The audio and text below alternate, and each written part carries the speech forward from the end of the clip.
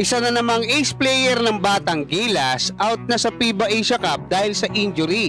Kai Sotto at Koshigaya Alpha sumabak na sa tune-up game, posibleng starting 5 ng Koshigaya pinakita. At Japan B-League at NBL Australia magkakaalaman na ngayong araw sa laban ng Chiba Jets at Perth Wildcats. Sa pinakabagong update kanina ng NBL News ng Australia ay ibinalita nga nito ang oras ng pinakahihintay na laban sa international basketball sa pagitan ng Chiba Jets ng Japan B-League at Perth Wildcats ng NBL Australia. Napakahalaga nito para sa Japan B-League dahil dito nila malalaman kung gaano nakalayo ang narating nila at kung gaano pa kalayo ang kailangan nilang marating para maabot nila ang pangarap nila na maging number 2 sa buong mundo sa pinakamalaki at competitive na liga kasunod ng number 1 na NBA. Hindi din biro ang lineup ngayon ng Chiba Jets na dati nang malakas dahil nag-champion na sila sa Japan B-League at maging sa kakatapos lang na East Asia Super League kung saan tinalo nila yung malalakas na koponan mula sa KBL, Taiwan League at PBA.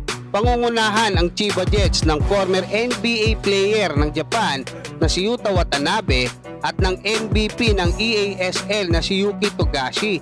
Kasama ang kanilang mga imports na puro former NBL players na sina John Mooney, DJ Hug at Christopher Smith. At ang kanilang bagong head coach na si Trevor Gleason na dati ng head coach ng Perth Wildcats. Pangungunahan ni Bryce Cotton ang Perth Wildcats na kinabibilangan na din ngayon ng mga dating teammates ni Kai Sotto sa Adelaide 36ers na sina Hiram Harris at Todd Withers. Magaganap ang kanilang laban mamayang alas 3 ng hapon dito sa atin sa Pilipinas.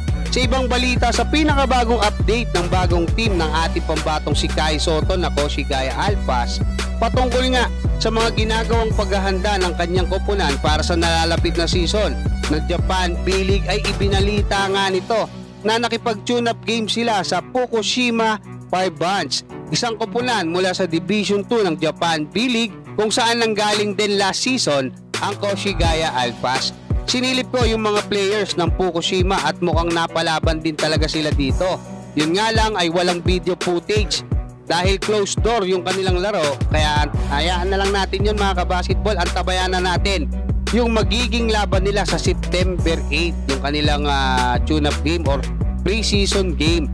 Makikita sa mga larawan na ibinahagi ng Koshigaya na naglaro na din si Kai Sotto at mukhang target ng Koshigaya na magkaroon ng Twin Tower sa starting lineup nila dahil pinagsabay nila si Kai Sotto at Tim Suarez ng Brazil sa isang koponan. Ang malinaw lang sa akin ngayon, si Kai Sotto ay starting 5 mula po yan sa kanyang agent.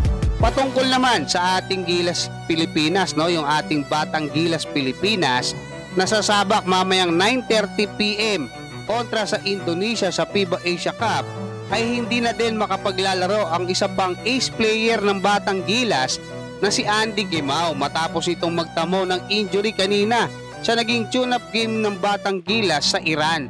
Mabigat ito para kay Coach Josh Reyes dahil nauna nang na-injured sa kakatapos lang na FIBA World Cup ang isa pa niyang ace player na si Keeper Alas, especially ngayon na under evaluation si Coach Josh Reyes bilang head coach ng Batang Gilas at magdidepende umano ang kapalaran niya sa magiging resulta ng FIBA Asia Cup.